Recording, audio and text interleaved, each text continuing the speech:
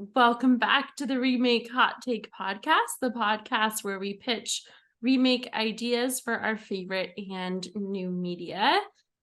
This week, Marriya is not here because she is dying of a mystery illness. So everyone wish her good luck for recovery. But we are instead joined by friend of the pod, McKaylah DeKay, who has been on before, and friend of the pod, Megan, who is fondly referred to as the roommate in many of my tales so far on the podcast. Mick, did you want to give a quick introduction for anyone that's seeing you for the first time? To make it short and sweet, I love media, any form of media, so it's fun to kind of put these twists on it that you guys do. So it was fun to kind of just sit down and put my thoughts together to it. And, I'm happy to be here. I'm always excited to be invited on. But yeah. Yay! Media lover. And Meg? Yeah, thanks for inviting me, Brooke. You're welcome. Yeah. No, I think I was selected for this because it was a horror movie. Yes, we are doing some spooky movies for the month of October. And yes, Megan is a horror movie aficionado, would you say? Yeah. I don't know if we would go so far to say it's an aficionado, but it's your favorite. It's your favorite it genre, is, right? Yeah, for sure, by far. We wanted to do spooky movies for the month of October, and this week we did the new movie. I think when I look at Wikipedia, it says that it came out July of 2022 or something. I thought, yeah, it says it came out 2022, but maybe it just hit streaming platforms or something in the last month, because everyone on Twitter has been talking about it just in the last couple weeks. So I was confused by that. Maybe they had a small release in 2022 and then got it onto streaming platforms in 2023 or something. But people all over Twitter have been talking about it. McKaylah, you were the one that picked this movie. What about it did you just see people online talking about it, or had you seen it from a trailer? Well, it was funny because when it first started, making the rounds, I was just like, oh my God, this movie looks so dumb. I'm not even going to invest my time in this. But it's A24 and I really I do enjoy A24 movies. But I'm not I feel like you encounter A24 people and they're either very snobby or they're just chill. There's no real in between there, and they all have very strong opinions, but I err on the chill side. But I saw it and I was just like, no, I'm not gonna do it. But then I don't know if it was a month or weeks, but I started seeing, I was just like, oh, people are this movie is getting really great reviews. People are freaking out about it. And I was just like, all right, I'll give it a chance. And so when you got, and I just I'm not a person who likes to watch scary movies by myself. And my boyfriend doesn't like watching scary movies either. So when you guys said, oh, we should watch a movie, I was just like, this one, please, please, I want to watch this movie. So I sent that over immediately, and then luckily they agreed to it. So yeah. And what other A24 is Midsommar? Is that A24? Or yeah, Midsommar, Hereditary is the one I always Pearl, all that good stuff. Yeah. They're a kind of a bougie indie filmmaker, and McKaylah said, some people that like them are just some of those film people that think that they're the shit. And they're like, oh, you're a film fan? Name your top 10 directors and their directorial debut, which I've never been a big fan of. And last week on the pod we did Spy Kids, and I was like, this is my true form of cinema. I was like, these are the only kinds of movies I want to talk about. Yeah, I love Midsommar. Hereditary, we watched Hereditary together, right? Yeah, Hereditary, that's crazy. And McKaylah said something, they were when you said, we were texting when we were watching this together, and McKaylah was like, A24 hates younger siblings. They really do. Yeah, in Hereditary, she has the peanut allergy decapitated. And this movie, spoiler alert, the younger brother is like absolutely slamming the shit out of his head trying to kill himself. So I don't know, whoever like is the like CEO of A24 just probably has like a shit relationship They need with their to go younger. to family counseling. Yeah. It's like if you're the younger sibling of the A24 CEO, you're like shaking in your boots every time a new one gets released. You're like, oh my God, I stole your Pop-Tart like one time, dude, and you've never gotten over it. But yeah, so that is what we're watching this week. Did we really briefly want to talk about like horror movies in general or anything else spooky for October? Because I mention on the podcast all the time in my what I've been watching recently, like anytime Megan and I see a movie, basically anytime we're in a movie theater together, we are seeing a horror film. But yeah, Megan, you talked about earlier that you like horror movies are one of your favorite categories. Do you have any like favorites or top favorite genres of horror movies? Oh gosh. I don't have any like specific favorites. I feel like it just depends on like what my mood's in. Okay. In terms of like what like film I want to watch at that point. But I'd say like within the horror movie genre, I love like possession films, like haunted. Yeah. Is that your favorite too, Mick? Because Yeah, we talked about this. Yeah. when you were visiting, we were just like, oh, like, because I think I was saying that I wanted to watch something scary, but then you were like, oh, I'm more into like the creature features. Because then we were talking about we ended up watching Van Helsing, which is like one of my favorite movies, and I am a snob about werewolf design for some weird reason, and I think Van Helsing, I'm putting it out there now, I need the world to know this, Van Helsing with Hugh Jackman, peak werewolf design, peak. Rant over. But yeah, we were talking about it, and I think because I don't think Van Helsing is scary, or I don't really find like creature features scary, but like the paranormal possession, that stuff freaks me out, like zombies, whatever.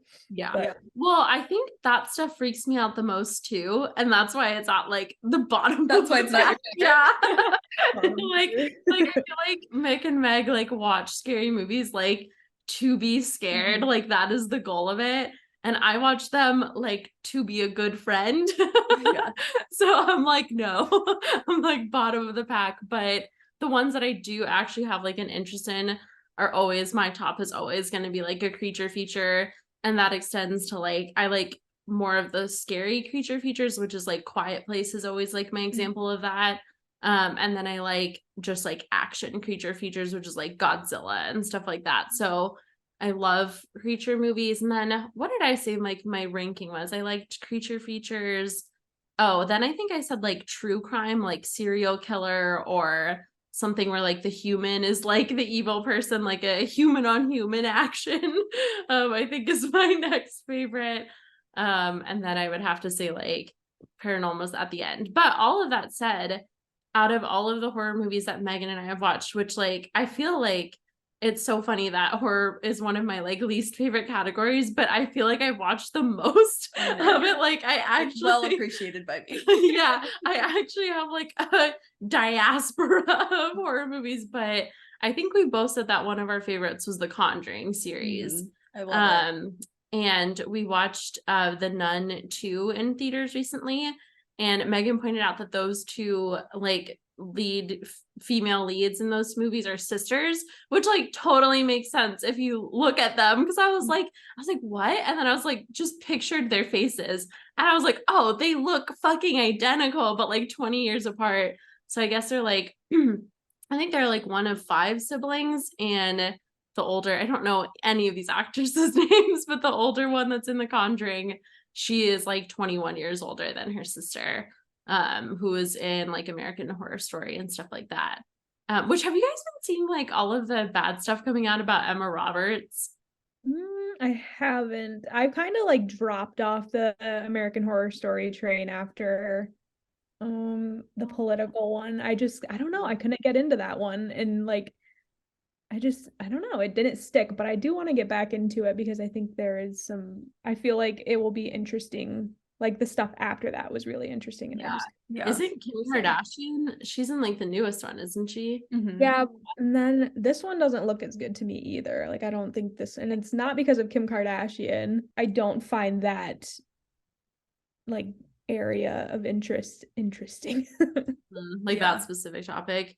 Yeah. Well, on Twitter they were talking about Emma Roberts because she's kind of a scream queen that I guess she like made like is like notoriously awful to work with on set and made like some like anti-trans remarks to her like one coworker on I think Scream Queens or something. But yeah, apparently people are not a big fan of hers. But anyways, all of that aside, our history with horror movies in general, let's jump into this film. Did we just want to talk about like our overall impressions of the movie? Yeah, I know, like for me, I actually really enjoyed this. You know, it's funny because I came into it with like it's gonna be all right. Like I'm trying not to set any kind of standard after seeing like reviews and stuff because I like to just go in and not really know much. Mm. I thought this was a really good watch. I also would have loved to have been in the room with you guys within like the first 5 minutes of this because of like the scene where the guy gets stabbed and then he stabs himself in the head. And like I remember I texted you guys and I'm just like, oh my God.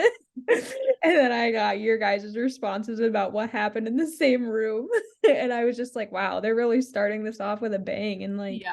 I also just really liked the flow of it. Like I thought it was really interesting all the way through. Like sometimes in horror movies, there's like this like area of just like boring. Like I just am uninterested, like get to the good part. And this had like a really good mixture of like, you know, sadness, which, you know, I don't always enjoy in horror movies because I feel like there's enough problematic stuff in horror movies that I don't want to feel sad and scared at the end of it. But this one did have like a touch of the sadness, but it was like an interesting way that it was woven in there. Yeah. Yeah, Meg, you like movies that like start off pretty action based, right? I feel like you talk about how you don't like when stuff is like a slow start. Well, it depends. Okay. It depends on the movie. Mhm. I feel like I like, you know, like the possession or the paranormal movies where it starts out like really subtle Mhm. and it's like, oh, did I like leave the cabinet door open, or like Fred's acting a little like off but I can't like place it type of thing. Fred. And it like builds. I like that. But yeah, that started out like this movie definitely started out kind of like hot to begin with. So Yeah, and we were what McKaylah was referencing is that Megan and I were watching this together, and in the first like literally like 2 minutes of the movie, this guy named Duckett, which is that just like an Australian thing? Because what the fuck kind of name is that? Let us know in the comments. let us know if you're a Duckett.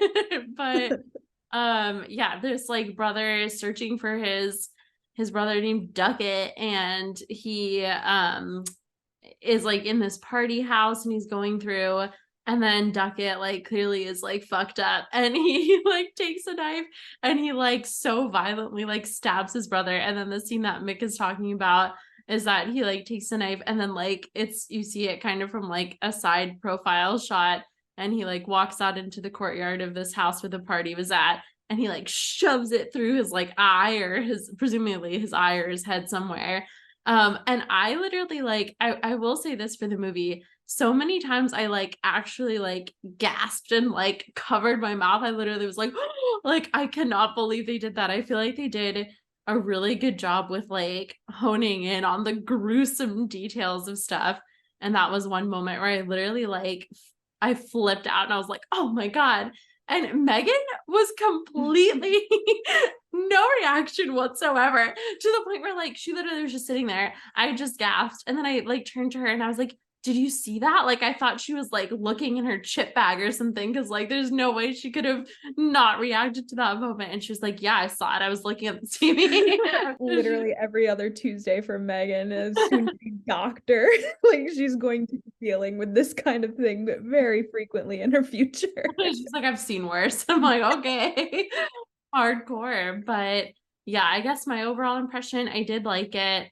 It did end pretty sad for me. I thought the ending like fizzled out a little bit with like we had such a strong beginning. I would have liked to see honestly like more demon action. Like I would have liked to get more of the lore of like what the hand actually did. Yeah, Like I wanted to like know more about that. yeah, for I sure. wanted to like dive deeper into that world because it's like purposefully ambiguous whether or not these are actual like people that they're seeing. Is that actually her mom, or is it like something more like insidious? So I would have liked to explore that more because I think like Insidious is another film series that I think like does explore that more. It's like when the demon pretends to be like a ghost or whatever, or a demon pretends to be like a lost loved one. I feel like that's like a horror movie trope. And I was like, oh, okay, that's kind of what they're doing here. But then they just like left it open to interpretation. Um, it didn't go super far into it because at the end, you know, she becomes one of the people that is like shaking the hand of someone else and she's being let in. So that makes me think like, oh, okay, like maybe it is just only like lost souls that are like in purgatory or whatever on the other side. Maybe it wasn't like demonic, but yeah, I think that was my only critique is that the ending like seemed a little bit fizzled out from what a strong beginning it was. And that I would have liked a little bit more exploration into the logistics of that world or whatever. I think it could have added to the scare factor too if they like leaned harder on that. I think another thing that I really liked about this is that they didn't like rely heavy on the jump scares. Like it was all pretty like, you know, in your face, but not like I hate jump scares. I'm not a jump scare girly. I'm It's a just jumps girl. jump scroll. But I think they did a really good job with the scares in this too. It just like especially the one in the bedroom, like where there's the thing in the corner, but it just like it's not like a jump scare and it just starts moving towards you very slowly. The camera doesn't pan away or anything, it just starts moving, and I'm just like, all right, that's scarier. Yeah. Like, there was no like fast crawling towards you. It was just the same pace, and you know, and you see the thing the whole time. And I was just like, all right, this is well done. This is different. You're like, this is subtle. I like it. All right, Mike, what about you? What were your overall impressions? I think overall, I found it like fun, entertaining. I enjoyed my Friday afternoon.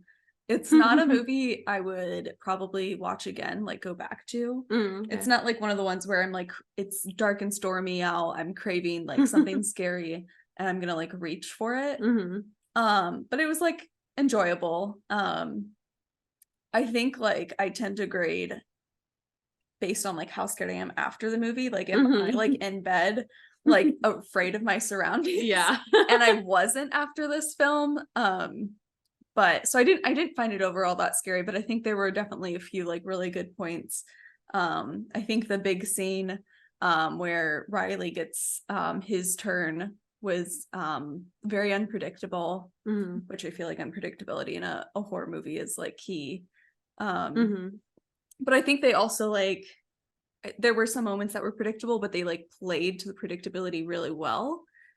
Like when her like dad's like trying to get into the room and she's reaching for the scissors, like you knew what was going to happen, but it was still very anxiety provoking because you knew something bad, like very bad, was going to happen. So I think they did a good job in that regard.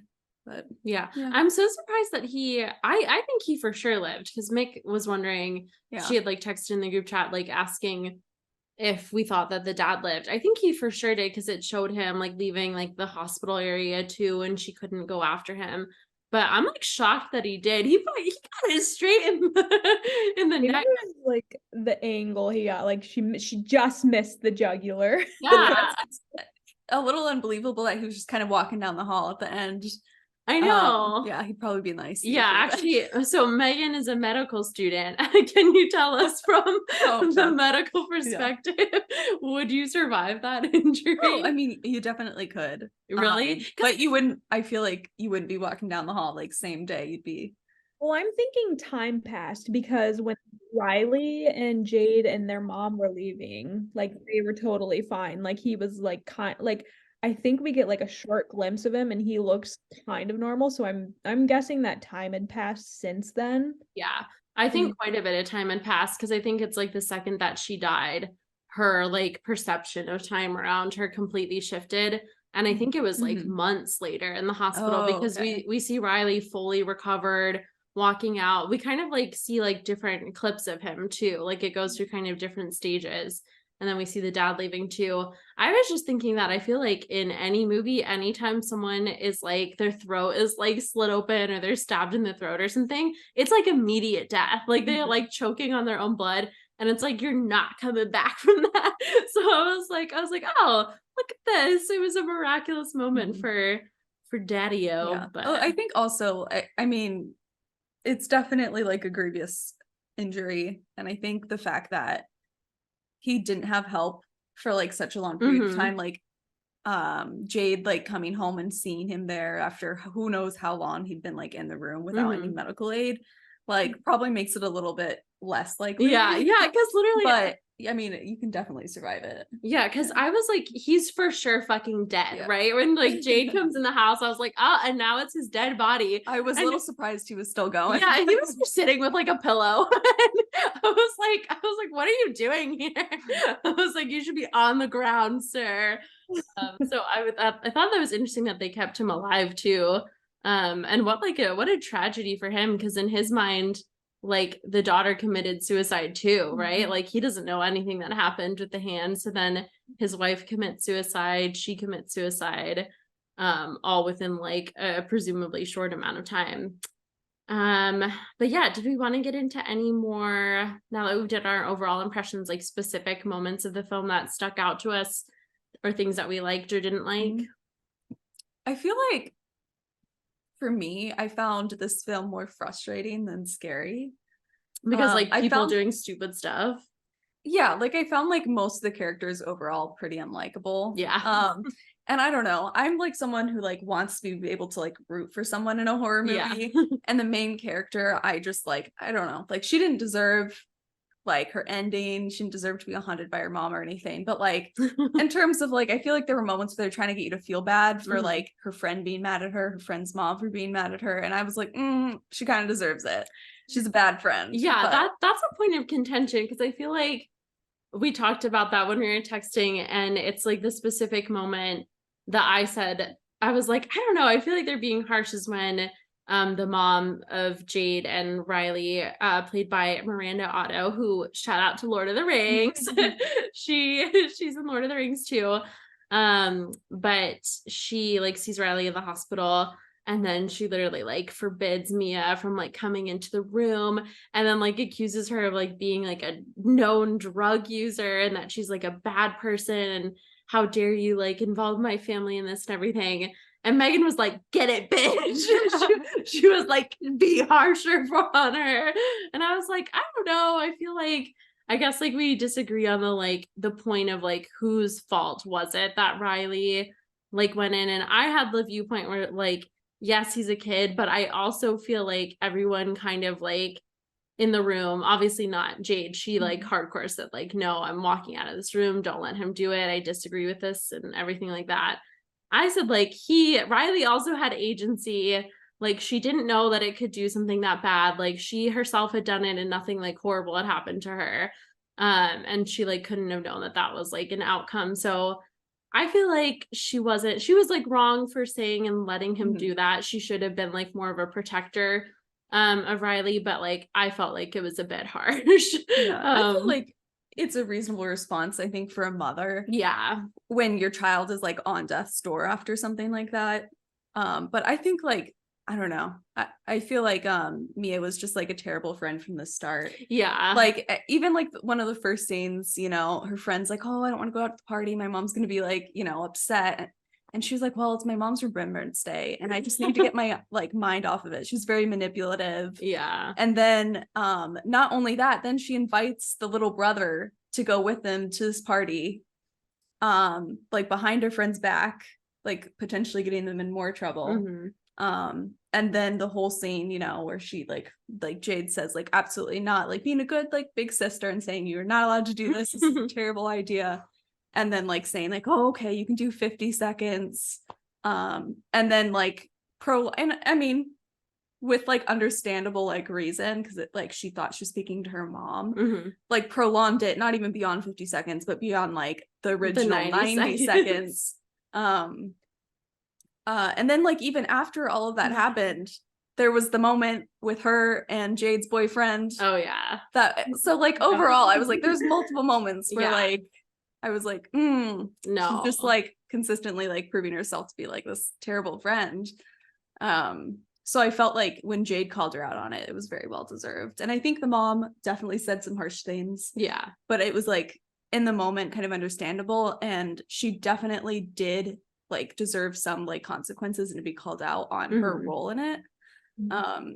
So yeah, and the mom says later too, she says like, I'm sorry, like I was out of line, like I was mad, but I think it was because she needed the proof. Like they said that they showed the police the video that they had, and that like no one had, because at that point like the mom knows fucking nothing. Like imagine from her perspective, she's like so confused by her son's face is bashed in, and like how do you explain your son like just doing that to himself?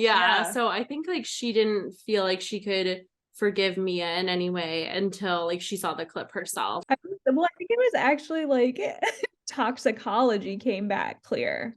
Yeah, the drug. That's what, because remember they said no phones for this, like they were just, it was just them.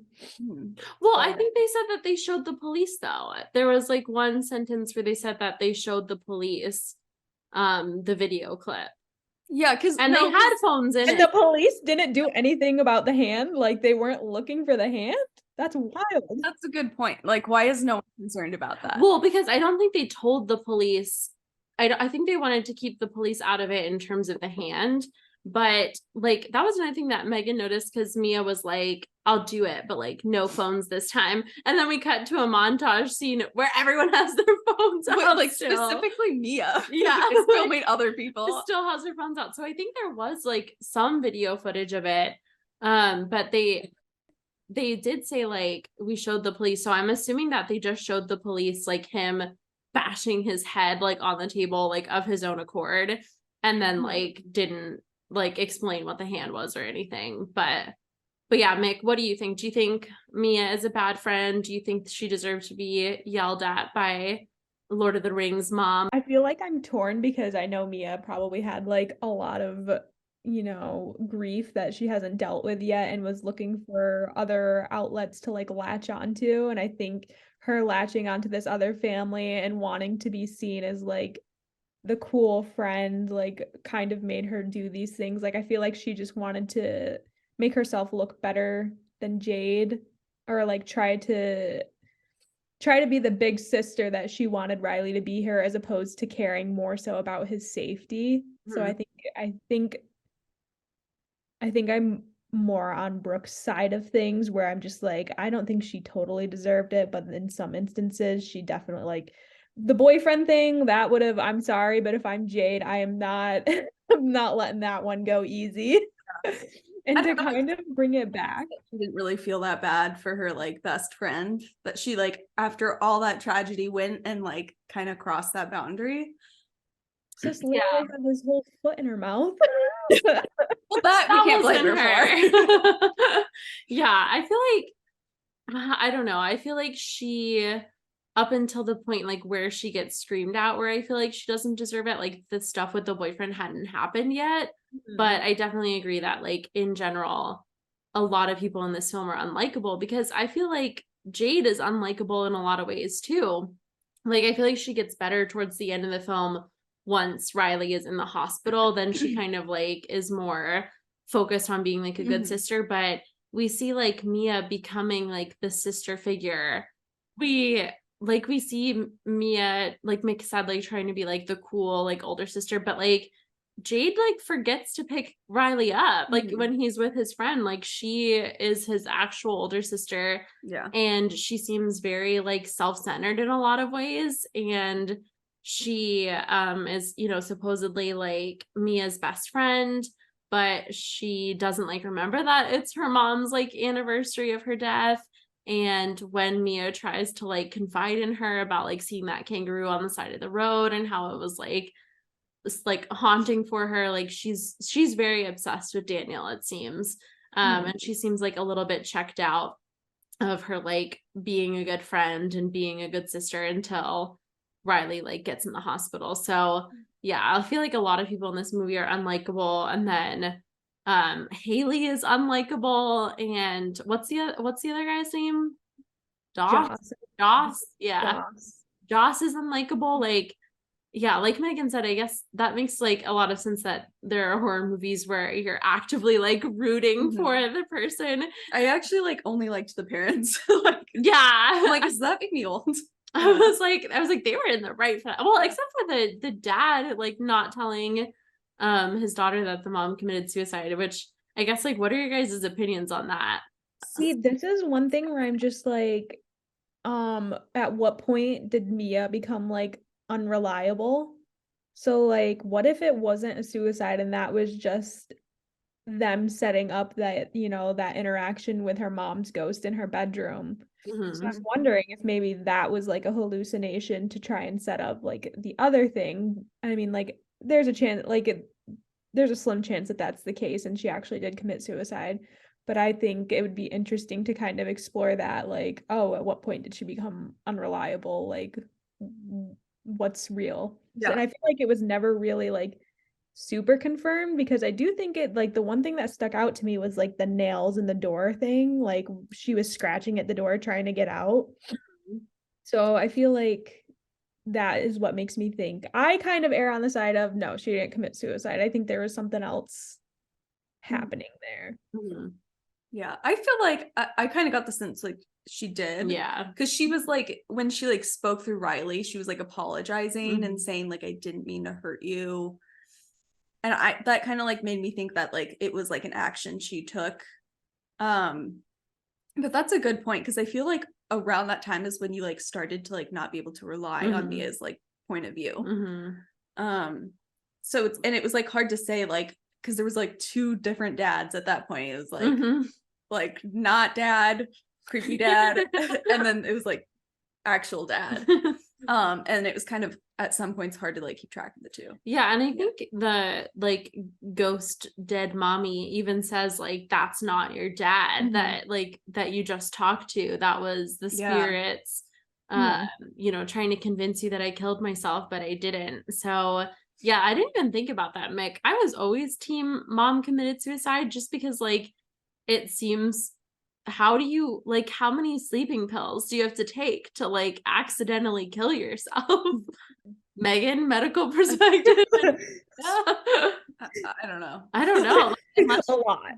Like, I guess from that perspective, you could think maybe the mom like regretted it when she did it, and like she was trying to scratch at the door to like get out and get help. Maybe it's like kind of a both situation where she like intended to commit suicide and then like wanted to go back but couldn't get out to get help. So maybe it's both. But yeah, that's really interesting that we don't entirely know. A lot of this movie I think is like relying on the ambiguity of like what the hand actually is, and who we can trust and like who we can't trust.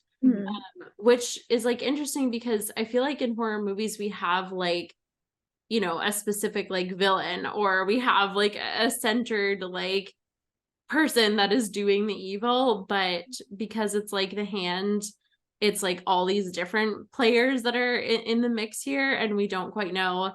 And then in the end, like she becomes like the villain, right? She becomes the source of like all our biggest fears of her like potentially killing Riley and then ending up killing herself. Which, do we think that she like saved Riley, or that it just was happenstance that she got flung into the road and he... I think I missed it. I missed that split second of whatever happened. Like, I don't know. I remember kind of like glancing away for 1 second, and the next thing I see is like the cars crashing around her, and I'm just like, what did I just miss? It's like supposed to be a little ambiguous. Okay. But I don't know, like, I feel like you can interpret it multiple ways. Like, Jade was like running to them as it happened, so you could like, I don't know, I thought like maybe one way to interpret it is like she pushed her into the street. I didn't think she got there in time. I thought she got there like after the fact, but it could have been. It happened really fast, and I don't think we saw like we didn't see the actual moment of impact. We see like from the people in the car's point of view, which is really interesting. That this movie like kind of like starts and ends like in the car scene, and we're supposed to have that moment with like the kangaroo to show that like Mia does not have it in herself to do a mercy kill. Like the movie literally tells us like Mia's character is not strong enough to do a mercy kill for this kangaroo.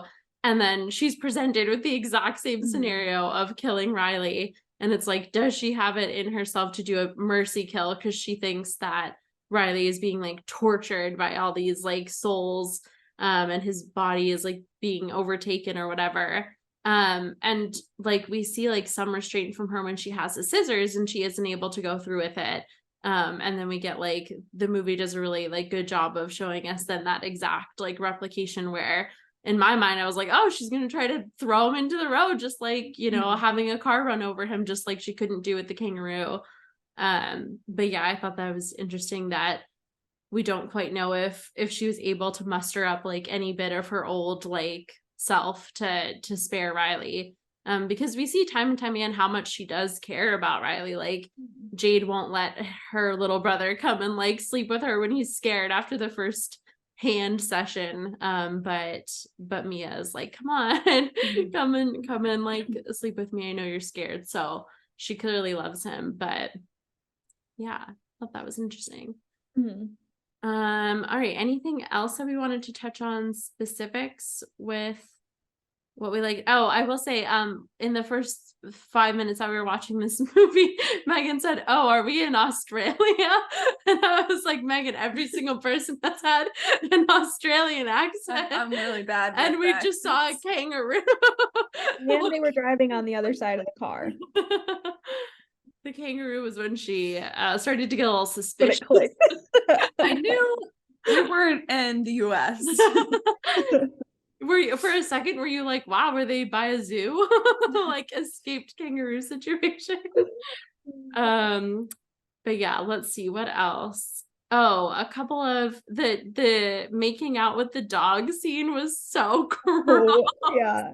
And like the slobber on his face, I was just like, he was literally like tonguing the dog, which is disgusting. Which also, I think it's interesting that this Daniel Jade relationship, like they go to extreme lengths to show that like Daniel is maybe not attracted to Jade in any way. Like, and it's confusing why they're together. Because I have a theory. Okay.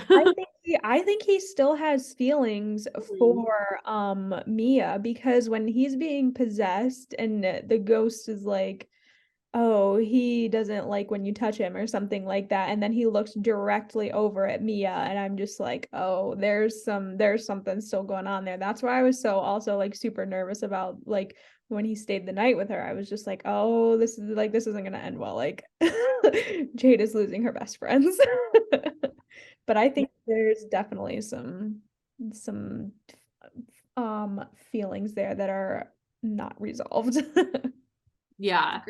But he's like, I still don't understand like why he's with Jade though. I mean, like he didn't have to be in any relationship, and it sounds like it's like they haven't even kissed yet, and they've been together like 4 months or something, and like they don't even like holding hands, and I'm like, what are you doing, Daniel? Just make Mia jealous. That's like the only thing that I can think of, like, is something like that. But he doesn't seem like a bad, mean person. So I feel like no. Yeah. And they're like young, so you know, maybe he's just figuring it out.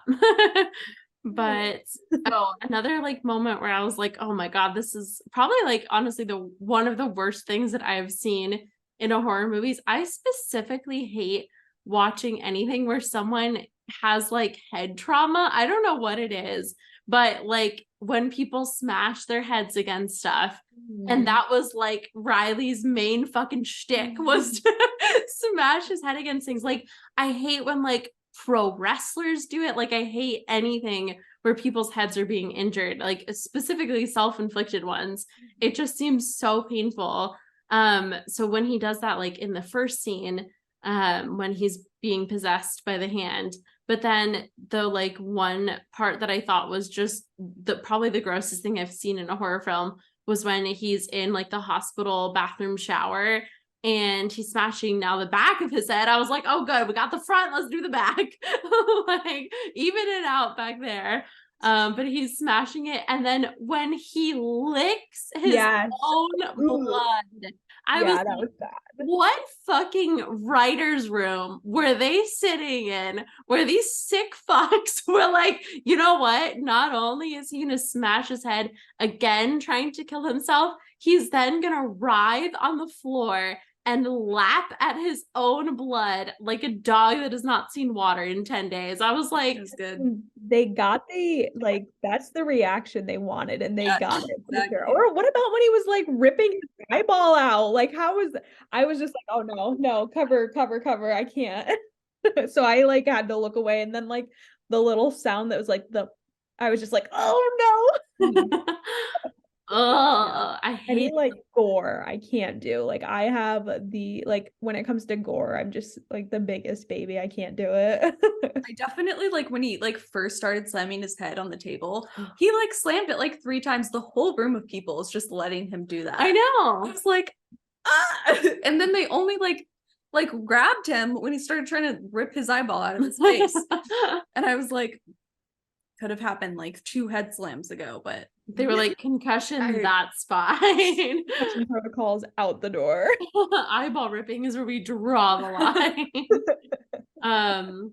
But yeah, I just thought it was so crazy. And honestly, like, it's like, can't kids these days just do drugs? Why do they have to do all this? That's what I kept thinking. I was like, oh my God. I was like, just like trending. It's trending. I know, but I'm like, just like smoke some weed out back and like, I don't know, make some like baked goods with each other. Because it kind of like was presented as a drug, right? Because they said it felt like really good. Mm-hmm. I don't know. But like, also, what do you think that means? Like, because the way that Mia described it, I was like, Mia, it sounds like you are suicidal, because she literally said like, it felt so good to like not be in her body anymore, feeling her own thoughts and feelings, and that it was like having someone else take control and just like not being alive anymore. And I was like, girl, I was like, have we talked to a school counselor lately? Apparently not, or else we wouldn't have had this movie. I know, but I know. We all went to high school together, for viewers of the pod. And let me tell you, this is not what our sleepovers looked like. No, this is, and none of you would be allowed to do it. You would not be able to bring this hand to my house. I have this one friend who is constant, like when we were in college, he was just like, can we do a Ouija board? Can I bring a Ouija board to your house? I said, no, do the Ouija board at your house and then tell me how it goes. We are not doing Ouija boards. We don't talk about Ouija boards. We don't do them here. Stop bringing it up, or I'm not friends with you anymore. Please and thank you. Goodbye. You're like, we're no longer friends. You would not happening with us though. Like, no, but I would do Ouija board. No. What? I'm so everyone thinks I would, because I'm like such like a horror fanatic and everything. Oh, no. It's like I like respect that shit. Like, no. Like my mom got us like a Ouija board, like literally just like a game board from like Walmart for Halloween. And Megan would not let us do it. I know. I would not let you either. You don't play with that. It doesn't matter. You could make it out of pen and paper and I would still say no. I'm not even taking the risk of inviting anything in. Like, I don't want that. I don't want that mess. I don't need it in my life. Brooke, do you believe in like ghosts and demons and that? No. Thing? See, that's why she would do it. No. Like if someone spoke to me through my Walmart Ouija board, I would be like, are there great sales in the afterlife? I'd be like, have you seen the produce aisle lately? But no, I would totally do it. But then like, I'm not gonna risk it. Like, I don't really know what I believe, and I know enough to like, I don't want to risk it. Like, the risk does not outweigh the reward. There's no there's no good outcome for me other than nothing happening at all. But even that, like, I'm not, You're like, no. you're I like, do not play with it. you're like, even if it's like a successful Ouija board, I don't want to don't want to see that. Yeah, my mom also got us. My mom's just really pushing the Ouija board because she for Halloween last year got us like a Ouija board mint case where like an Altoids case where the outside of the Altoids case is the Ouija board and then the Altoid mints are like the little thing. And I was like, Megan, would you play this Ouija board? And she was like, absolutely fucking not. And I was like, no, it doesn't matter what it's made yeah, of. it really does not matter. Like I said, you could literally carve it into the floor or write it on a piece of paper. Like you're still channeling those spirits, and sometimes those spirits are not nice, as we just learned from this movie. I feel like an Altoid mint spirit is a nice spirit. We can't take our chances. I'm trying to find out. Megan and I stand in solidarity on this one. It's not happening. All right, how about this? We'll buy you a Ouija board and then you do it by yourself. We have one. We have one. And okay, Megan, you have to go to like do it at your house. Do it at your parents' house. Shut off all the lights, light some candles, and do it there. Let us know how it goes. Okay. Can you do it by yourself? Yeah. I don't think you're supposed to, but I feel like you should be. Deb wants you to do it so bad. Yeah, Deb. There you go. Boards. I'm like, who do you want me to talk to? I know Deb thinks I would be into it. I'm just kind of like imagining the scenario. Yeah. It's I like the creepy and morbid, but I respect it as well. No. So do you believe in ghosts and demons? Me? Megan. Oh. Yeah. Like 100%? I'd say like more, I don't know if I'd say 100%, but I'd say more than not. Okay, so like 60-40? I feel like, no, like, I don't know like what exactly it looks like. You know what I mean? Okay, like you don't know if like the depictions in like movies are accurate, but like you think that there could be something out there. Yeah, I don't know if Ouija boards can actually communicate with the dead or anything like that, you know? But like, I don't want to find out. I believe ignorance is bliss sometimes. Spirit or like afterlife or whatever. I don't know what it looks like. Yeah. But Mick? I also don't I don't really know what to believe, but I feel like I have seen some things before that I was just what? Have I ever told you guys this story? Like, no. And this is, so I have cousins and my grandma used to live with them. And I would never was sure about, I never really kind of trusted sometimes, because people like to tell stories, you like to tell stories, and they had just had a kid, and I think she had just started walking, and my grandma had passed away at this time, but at that house, there was a chair she would always sit in, and my grandma would always hold her. And so we were at my cousin's house, and it's creeping me out right now. I was sitting on the couch, and I can't remember how old she was, but she just walks over the chair and puts her arms up. No one was sitting in the chair, and I was just like, this is kind of cute, but also I'm gonna cry. I'm so scared. So it was just really something like that. I'm just like, okay, I've experienced that in my own life, and I'm just like, that's, that makes me a little bit more interested in it or receptive to it. But I'm also just I don't know. But seeing that, how can you not be oh, there's something going on here? Because she's maybe 4 or 5 years old. She doesn't know how, she's not she's not playing a joke. That's not unprompted, just walks up to the chair and puts her arms up oh, hold me. And I'm just oh, uncomfortable. Yeah, definitely makes you at least suspicious. Oh yeah, for sure.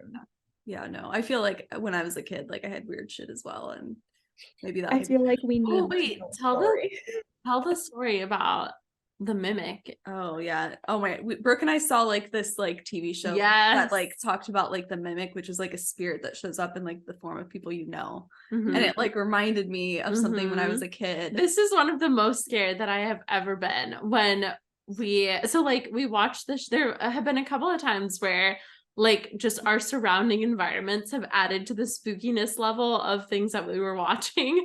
One of them was when we were watching The Conjuring 2. I think I had just gotten the bunnies, like maybe like a month or so before. I had just gotten Bagel and Parsley. And we were watching this movie. I think it was like storming outside, and then bunnies like Thumper when they're like scared or upset or something. And so we were watching this, and it was like a pivotal scene in The Conjuring 2. And then there's like a storm outside, and then Bagel starts thumping and thumping and thumping in the background. And like, and then they like made noise too.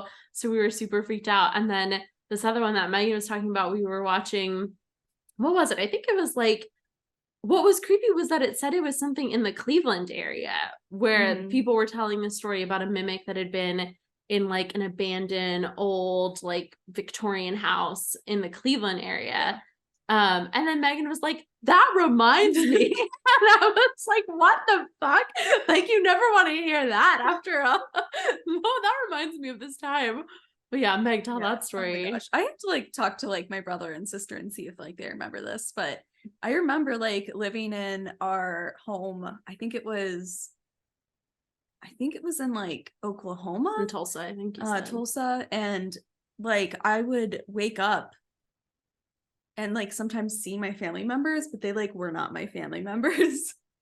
I remember like specifically one day, like waking up and in my doorway, my dad was standing there, and he was wearing like his Dallas Cowboys jersey that he like always wears. And like, it was dark and there was a shadow obscuring his face, so I couldn't see his face, but like, I knew it was my like dad, and he was standing there in his like jersey. And I like called out to him. I was like, Dad, like, what are you doing or whatever? And like, he didn't say anything, he just stood there. And I finally like got creeped out enough that like, I like pulled my covers over me and like just didn't like emerge until the morning. But my brother, around like the same time, I remember he was having like nightmares and waking up at night. And there was like one night where he said he like woke up, and I was standing like in the doorway with like a knife, and I was like watching him. And he woke up and he was like, Meg, like talking like, what the fuck are you doing? And I like ran, like turned around and like ran, and he like ran after me. He like literally like followed me, like running after me through the house, like down the hallway. And I like, he watched me as I like dove. My parents' room was open. They were like sleeping in there. I like dove like under the bed. And he was like, he woke up like my parents, the whole house. He was saying like, I watched her like drive under there. And my parents were like, Megan, were you up? Like, and I got in trouble. And I was like, I swear, like I was sleeping. I just woke up. But he like literally like not only like saw me, but like he followed me like through the entire house. So it was just interesting. Like we both we're seeing like family members. Oh, that's horrible. Like I have full body chills right now. Yeah, I know. And she told that to me after we watched this scary episode, and I was like, no. She's like, we'll not be finishing this. I was like, Megan's gonna dive under your bed. Oh my God, it was awful. But yeah, I haven't had anything spooky happen to me. And if I did, I'm writing that shit off for like other excuses immediately. I'm like, all the cabinet doors are open, and I'm like, Megan's a horrible roommate. I'm like, she leaves all these doors open, and she keeps coming into my room writing in blood on the walls. Yeah, Brooke like notices things, and she's not an investigator. No. She's like, no. Like, if anything, she'll like message me and be like, I just heard like blah blah blah. And then I go look for her. Yeah, she does. I'm like, hey, gunshots outside. You know what to do, Megan. I'm not getting up. Oh my God. Oh yeah, we've had several times where like people have been screaming outside of our apartment. Like one time we thought that they were screaming for help. Like it literally sounded like someone was screaming like help, help, help. And then it turned out to be like they were screaming like the name of their dog that had just gotten loose. But Megan is the first fucking person down there. So it's like, I like that she draws the line at Ouija boards, but she is involved. Well, you know, I know it's probably not a demon like attacking them outside. Well, I don't know, but it's none of my business. Hey, you want your neighbors to help you too. I would.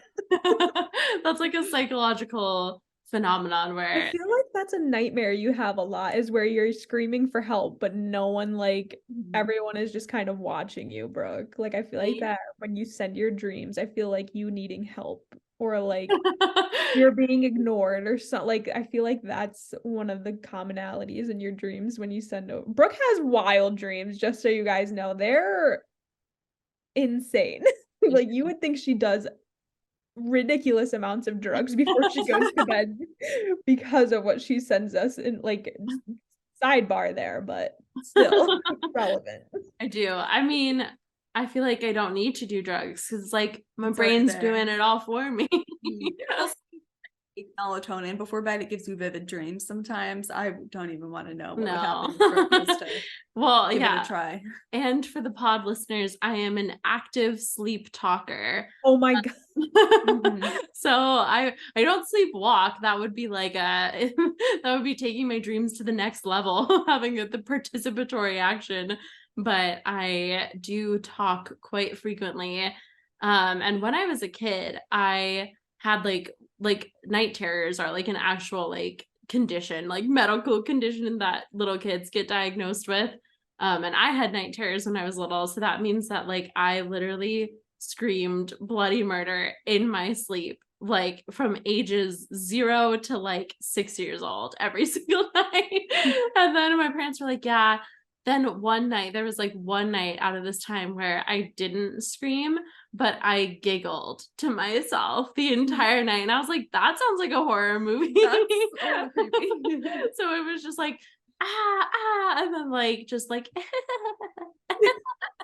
like that's what it was. But yeah, my dreams are crazy. Like if you like look in our Apple like group chat, if I search for the term like dream, it's just like, guys, I had this weird dream last night that blah blah blah blah blah blah happened. So vivid too. Like the fact of like how many details you can remember, like it's wild. Like I have dreams and I used to think that my dreams were kind of crazy, but I don't remember them as much anymore, as opposed to like you, like your details are ridiculous. Yeah. I don't really remember my dreams much after waking up.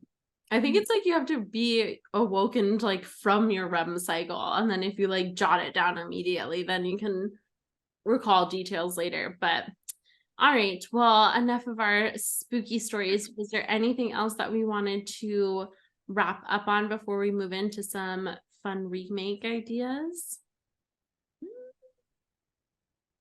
I think we covered a lot. I'll just say one last thing about like we talked about how sad this film is. I thought they did like a really good job of Mia talking about like a recurring nightmare that she has where she's walking in front of a mirror and she can't see her reflection. And then that's like portrayed right at the end too. And it is sad because we talked about how like Mia's maybe not necessarily like a likable character, but she's just a kid. Like nothing that she did was evil like in any way except for the attempted murder at the end, but that wasn't her. Wasn't her. She definitely didn't deserve her ending. Yeah, she didn't deserve her ending. And then so we have this kind of like tragedy at the end. And I thought it was like a really good like filmic depiction of like what like a potential afterlife could look like if you are like, let's say that you believe in like a Christian mindset where if you commit suicide or whatever, or if you're someone that sinned, like you don't go to heaven. And let's say that this is some sort of like purgatory where these souls are like lost or stuck or whatever.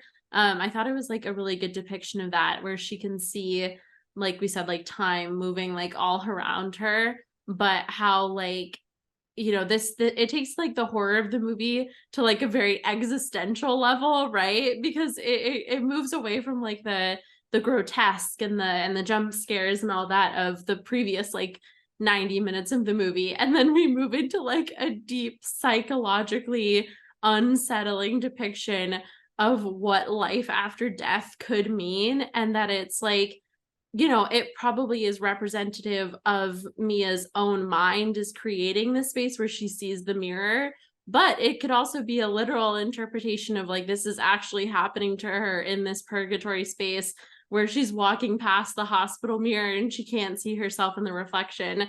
So she has like a very like self-fulfilling prophecy in this movie where she like has these like deepest fears, and then because she makes like some poor choices, they become realized in the end. But yeah, I thought it did a really good job at that. I think it was leaning more into deeply unsettling psychological horror, which isn't Megan's favorite, but I do like that kind of stuff. Kind of like, honestly, like I feel like A24 does that kind of like with for sure. and stuff like that. So yeah, I think that was like the Mhm. last thing. But all right, let's move into some remakes real quick. Did anyone have any, or is it just me? I have one, but I don't know if it's, if it makes total sense, but I said you could like make it this mystery where instead of like, all these bad things are happening, it's a heartwarming tale of Mia trying to communicate with ghosts to solve her mother's mysterious death. Like put a positive spin on it since it was so like draining, like emotionally at Mhm. the end. I think Like, that would be cool. That is yeah. cool. So I feel like the way that you described it, it's kind of like a Nancy Drew kind of thing, where she's like teenage, like private eye.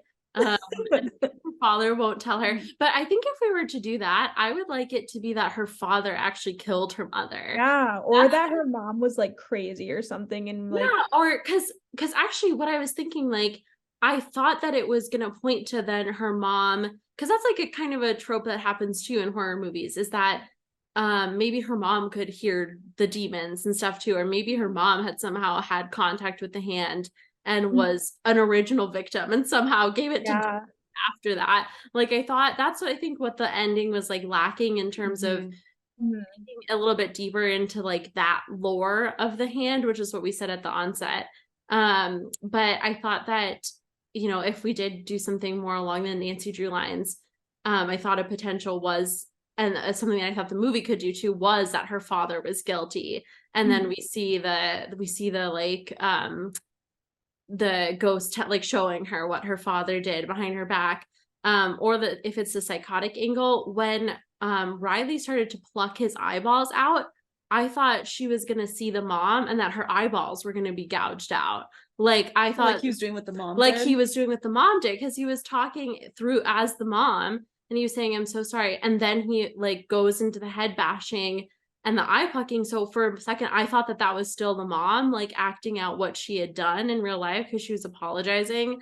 So then I thought it was going to show the mom having like overdosed on sleeping pills, scratching at the doors, and then she like used the like wood chips to like gouge out her own eyes.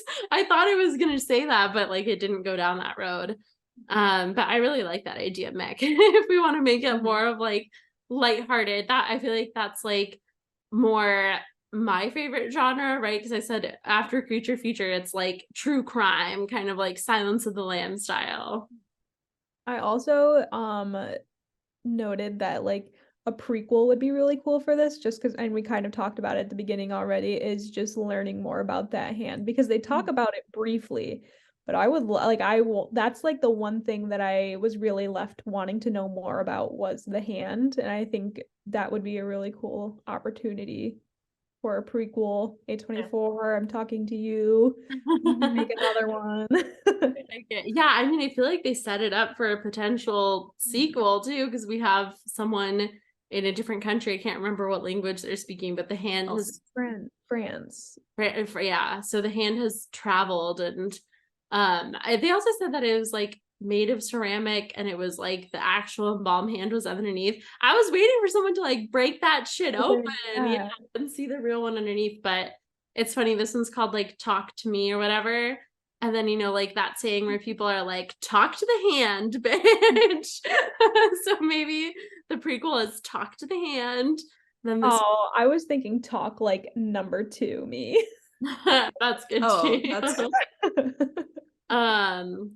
But yeah, okay. So then I have some remakes, but they are silly, goofy ones. So I think that we keep everything the same. But the hand makes you do like a friendship handshake with it.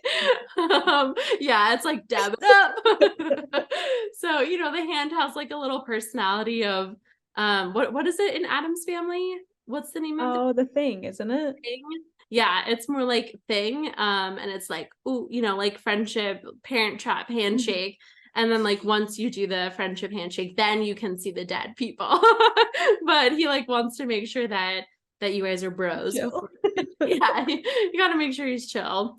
Um, and then I think it would have just been really fun if the hand could have been featured more, but also like could have been allowed to do more things, you know, because I feel like move on its own. no. Like I feel like we're really putting the hand in like a box here, you know, it's only allowed to do scary, horrible things. But what if the hand like were allowed to go out and get like a manicure? Like, what if she took the hand to get a manicure at the salon? Do you think it would like stop being evil if it was allowed to go out on fun outings? So yeah, I'd just like to see the hand be involved in more ways. I think going to get manicures, doing like a pottery class, just like one-handed, you using it to shape the clay. And I think we see less evil things out of it if it's allowed to explore. Yeah, Meg, did you have any remakes, silly or serious? Not really. Just like wanting to know more of the background. I think a prequel would be great. I think I'd enjoy that. Yeah. Okay, did we want to do like one roll for remake where we try to like roll a dice and choose from our list that we did on the D&D episode and see if we could come up with one on the fly together? Yeah. Sure. I think you might have to explain this. Yeah, I need the rules.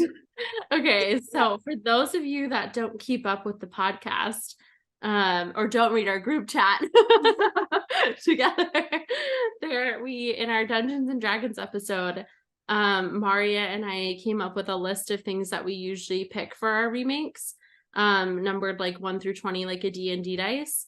And so it's things that we change, like changing the genre, changing the end credit scene, changing a cast member, a title change, adding more movies to a metaverse. So like a prequel, sequel kind of thing, changing costuming, makeup, a character, put yourself in the movie, have it be done by a different studio. So that would be funny. Like if this wasn't an A24 movie, if it was like a Marvel movie or something like that. So we have all these ones. And we didn't do it in our last podcast for Spy Kids because we were running a bit over time, but I think it would be fun if we did this like in each episode because it was really fun to do. All right, I rolled an 18, which is prequel, which we already talked about. Perfect. The dice knows what we're saying. Okay, let me roll again.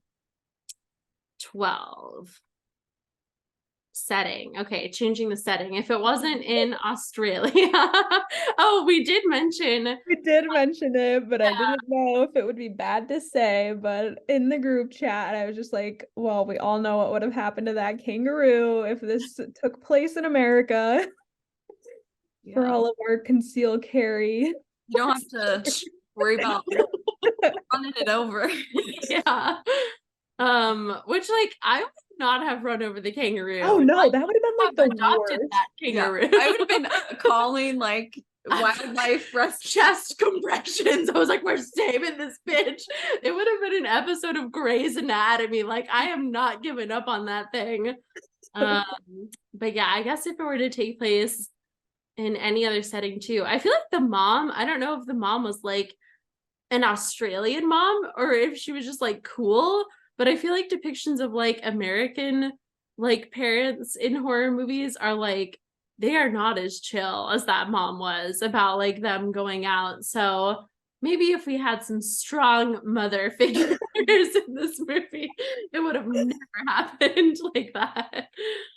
But yeah, let's roll another one. 10. Oh, put yourself in the movie. Let's end on this. Let's put each of us in this movie. Who's bringing the hand? Who do we think is bringing the hand to these parties? Well, clearly not you two bitches. Yeah, probably me. You guys have to try I mean, if this. McKaylah and I are in this movie, it's like ending. Yeah, like it's just not happening. I'm not touching that thing at all. I'm not even recording it. Like, no, I'm leaving. We're going home. Like, It's let's not burn it. happening. Okay, so I have the hand, but I feel like the second that like I saw that you could actually connect with dead people, I'd be like, no, no. Ow. You'd be done. I'd be like, I'm out. It would be like a Jumanji situation. I'd be like flinging that fucker into a jungle. And I'd be like, absolutely not. Also, I'd like to think that I'd be more responsible with my party. Well, first of all, if I did have the hand and I was throwing a party, you know that it would be a themed party. Like it would be hand themed, and we'd all be getting manicures, we'd be getting like hand henna tattoos, we'd be doing hand massages, like Would be an itinerary down to the minute. there'd be an itinerary. 417, we're doing this. I'd like to think I would create a welcoming and safe environment for the hand holding. And also, if I would not even let people approach the 90-second mark, it would be like, you gotta give more space. No, like I could not believe, like I was so upset when they were like, okay, the one rule is you can't go over 90 seconds. And they were like, oops, like 95. And I was like, you fucking idiots. I was like, you have a timer built into your fucking phone. You're not looking at a watch for like accuracy. I was like, no. So I'm bringing the hand, but I'm bringing it responsibly. And we are only letting people do like the length of like a vine. Like everyone gets 7 seconds or less. And that's it. But yeah, I think if I had the hand too, I would just be like asking the people like how they died. Like I'd be like, tell me more about your death. And then maybe I'd go the Nancy Drew route too, since I do watch a lot of true crime content and listen to true crime podcasts. So I think I'd be like out here solving murders. I'd be like, well, wet lady, you look like you drowned. Tell me more about that. I was like, did you drown under mysterious circumstances? Who's our prime suspects? Let's get them. You won't get much in your Vine length conversation with these ghosts. Well, I hit them with okay, maybe we can do TikTok length. Maybe we have like 15 seconds or less. So I hit him with a couple questions out front, and then I'm like, you have 10 seconds to answer or your murder's not going to be solved. and then I leave. But yeah, I think if McKaylah was in this movie, I don't know. I feel like you would go to the party initially, but then like the second that you saw like what it did. Oh, I would be gone. I don't. The second they have to like tie a belt around you in a chair, I'd be like, this is like one of those things where like a group of like people scheme to like murder one of their classmates. No. If Megan was there, you'd be like, this seems sexually motivated. Be like, are you trying to rape and then murder me? Like, is this necessary? The bell? You're like, I don't need to do. Let's go with this outfit. Sorry, bondage is not my thing. All right. Wow. See, I like doing the role for remakes. I think they're fun. That is fun, yeah. Okay, so what has everyone been watching lately? Nick? I don't know if it really counts, but it's on topic. But like at work, when I just like need something to listen to, I watch just like a lot of these cheesy ghost hunter videos. And like I also listen to a guy who like debunks the ghost videos. So I'm just like I also am Sam and Colby. I watch them a lot, even though sometimes I feel like they're just a little like they're not reliable sometimes. Like the earlier stuff is not as reliable as like their stuff seems to be now. What else do I watch? Oh my god, what is it called? With Ryan and Shane. I'm having a moment. Oh, yeah. I know what you're talking about. Not Unsolved anymore. It's something else. On the new Watcher channel or whatever? Yes. But I watch that a lot because they're funny. Wait, so I like how you said you watch the ghost stories and then you watch people who debunk the ghost story. I like not so well-rounded. It's not the same exact video content though. Like the ones, it's like people will send this guy like montages of videos and he'll debunk each one. And I feel like I learned so much because I feel like I am one of those people who gets like really easily like, oh man, like how would someone fake that? Yeah. And then he tells you exactly how they would fake that. And I'm just like, a lot of sense. I'm educating myself. Thank you very much. I like that. You're like, I'm actually you're one of the few people that's like researching both sides of the story here. But yeah, since it's like spooky season, I'm trying to like get into the spooky flow of things, but that's kind of what I haven't been watching like a lot of TV or movie content, but a lot of YouTube content. D&D video game, huh? It's not spooky, Brooke, but I have been playing Baldur's Gate for literally too much time, and I think I'm at over probably close to 80 hours invested into this game. And as soon as we hang up on this, I will be playing for at least 5 more hours today. I gotta get off this call. And before we got onto this call, I had been playing since like 8 in the morning. Oh my gosh. Megan and I, so McKaylah was like always our video game friend. And we would go over to her house and we would all like pile onto her bed in her bedroom and play video games. And she will not let me live down the fact that I can't open a door. We were playing Outlast, and I think I have a video of you screaming, I can't. It was literally like you just had to press square, and she was just, it was not. It didn't happen. It just wasn't working. But it like she would constantly be getting into these chase scenes, and she would always need to go through a door, and this poor girl could not press the button in time to get through the door, and it was just, it was her hamartia. It was her tragic downfall. It's my Achilles heel. I can't fucking open doors.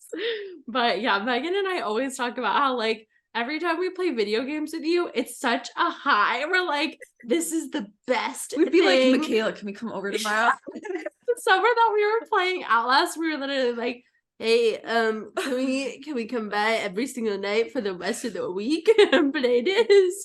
Because it was so fun. I miss that so much because I feel like you guys, because I have my own PS5 now, and it was like I've had the PS4 for like the longest time, so I got the PS5, and I feel like you guys would have so much fun, just like especially also with like the new types of games that are out. Like when you guys were here last summer, not you, Meg, you need to come visit me immediately. No, I need to.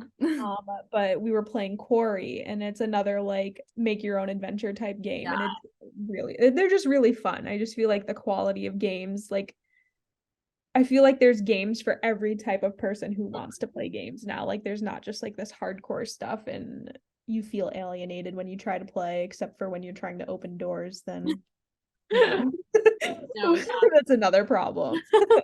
Meg and I literally have talked about how like we actively cannot buy a video game like a PS5 or anything because we will waste like our entire lives will be that because it's I'll be addicted. No, it's something where I'm like, it's as if I like tried heroin once and I was like, oh, can't do that again. But it's all about balance. Like no, but I'm telling you, we would not have balance. There would be no balance. If I had gotten into it, would still be in med school. Yeah, she wouldn't be a doctor. No, we love it so much, but I know, because I love they're so like rich in like storytelling and everything. Oh, you would love lots to them. Yeah. You would love Baldur's Gate. It's so like because I've never played this kind of game before because it's like turn-based and I'm usually like I don't know all the technical terms. I play what I want to play. But I'm not used to like turn-based games. So that was like a learning curve, but I'm having such a great time making my character where I spent maybe 10 hours of my over 80 hours, but like learning the game, learning the lore, and just kind of like seeing everything unfold. And the fact that I could go back and replay as a different character and then be introduced to different situations based on my choice making, like it's very immersive and very cool. And I'm going to be very sad when I have nothing else to do on this game. Hopefully some other video game comes out. Yeah. What have you been watching, Meg? Oh god. I feel like I've been watching A lot of intros to movies, but Yeah, Megan's Megan's on a rotation where she works like 12 to 15-hour shifts some days.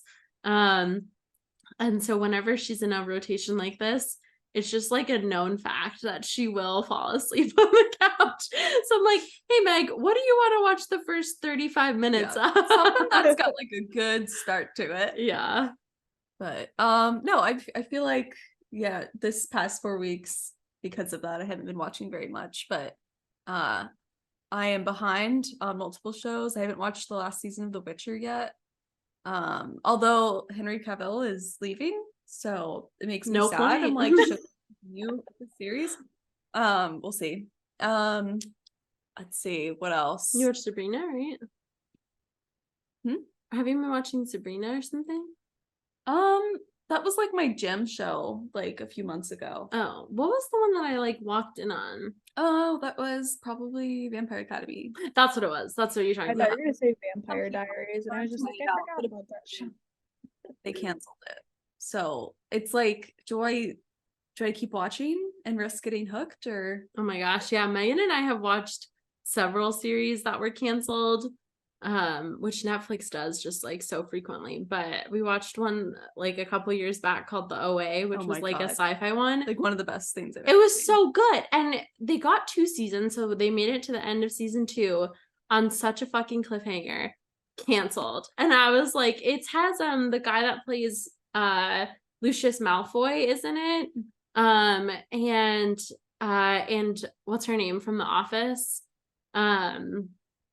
The fat old lady. Phyllis? Yeah, Phyllis from The Office, isn't it? It was so good, but I feel like Yeah. we are bad at watching stuff that then gets canceled. But yeah, I've just been watching the movies that I watched with you because I haven't had like a ton of free time to watch anything else. But we watched I had like a weird stretch where I watched movies where people are walking through tall fields with unease. So we watched in the tall grass, which I really liked. I think you didn't like it as much as I liked it. I didn't like it as much. It was like, it was good. It was in the creepy category, but much more that like deep psychologically unsettling creepy. Yeah, you like that more than I do. I like to be disturbed from the inside. But I really liked In the Tall Grass, like 4.5 out of 5 stars. I'll watch it again too. It was just a really interesting, more like sci-fi kind of concept too. And then so they were walking through grass in that one, and then I watched Signs the next day where they're walking through a cornfield with unease. Signs is like one of my favorite movies. It was like my like horror movie when I was a kid. When the alien popped out, I was like never more scared in my life until that scene came on. But it's by M. Night Shyamalan, who's actually one of my favorite directors. I really like his movies. We saw 2 of his latest films that have come out in the last couple of years. The Old, which was, I really liked Old. Old is probably like my second favorite under Signs. And then the Cabin, what is it? The Cabin in the Woods? Knock at the Cabin or something like that. Knock at the Cabin Door. That's what it is. Yeah. We saw that one too, which I didn't like as much, but it was okay. I still liked it. And then we watched Divergent yesterday, which is different. Which I stayed awake for. Yeah, stayed awake for, but we didn't finish it because we had to go to bed. Okay, neither did they. Neither make excellent point. But I love Divergent so much.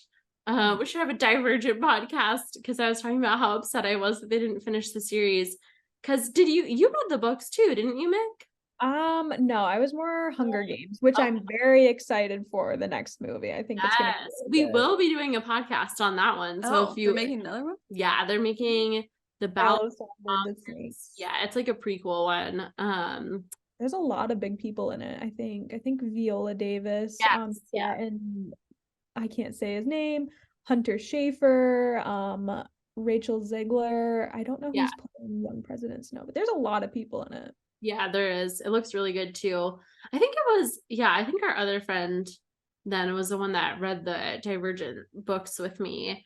Because I read them and I like loved them, and then I watched Divergent yesterday and I was like, I gotta give those a reread because they didn't finish the movie series. So I'm like, I don't even remember how this ends. Well, they also like destroyed the last few movies. Like they were so bad and they had such I don't think I promise. saw the last one. I think I've only seen like The first one. Yeah.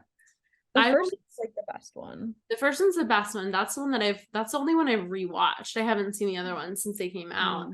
But Theo James is so fucking hot in this movie. Oh my god. And I was like, this is how I know that like I might be in trouble when it comes to relationships, because Megan was like, he's being nothing but mean to her. He's when they're like in there and he met her. At least he was showing some interest in her apart from Mr. Darcy. Oh yeah. Yeah, I talked about you on the pod last time, McKayla. I said that you were no longer a friend of the pod because you hate Pride and Prejudice. But yeah, like it's when 4 is Theo James's character, and it's like the day that they like the day that they meet, and he's like, "What makes you think you can talk to me?" And I was like, "Ah!" He was like, "That's so I was hot," like, and I "Pure was like, sex." "What?" Megan was like, "No, that's not acceptable." And I No, was he's like, being a dick. "Ah." I was like, I love it. But yeah, I love that movie. But speaking of movies that are coming out in the horror genre, have you seen the trailer for Exorcist Believer coming I out? have, yeah. I think that's gonna be interesting. Brooke, you might have to watch Exorcist to like prepare yourself. Yeah, I haven't seen the first one. Exorcist is like the 1970s or whatever movie. Yeah. It's very good for its time, I feel. We'll have to. I don't think I've ever seen the original either. Well, maybe we'll have to add that to the list of watch parties. All right. Well, where can they find you on social media if they want to find you, McKayla? Instagram. I use TikTok, but not a lot. So mainly Instagram, I think. What's your I don't really use Twitter either. I think DKMCK13 is my Instagram. I mean, you could follow me on everything else. I think it's all the same, but I use Instagram the most. Meg, do you have any social media? Well, I do. I post about twice a year. Usually it works. Yeah, usually I have like a gun to the back of her head, and I'm like, I've taken these fucking cute photos of you, bitch. I'm like, not even sure what my handle is. Hang on. and I'm like, you have to post them. Like, people need to know what you look like, Megan. It's Dukes Underscore. Thank you. I can't remember what that's called. Megan. Pop it on the screen. But yeah, it won't be very active, so it's probably not worth it. When it is active, it'll be because of me. Yeah, you can think of that. Brooke's a social media manager. I know. I literally try to be for everyone. Speaking of, you could post more frequently on Instagram too, McKayla. I could. I'm waiting for the engagement ring post, I think. Okay. About reason. I know. And then they can find me at @B_Reese on Instagram.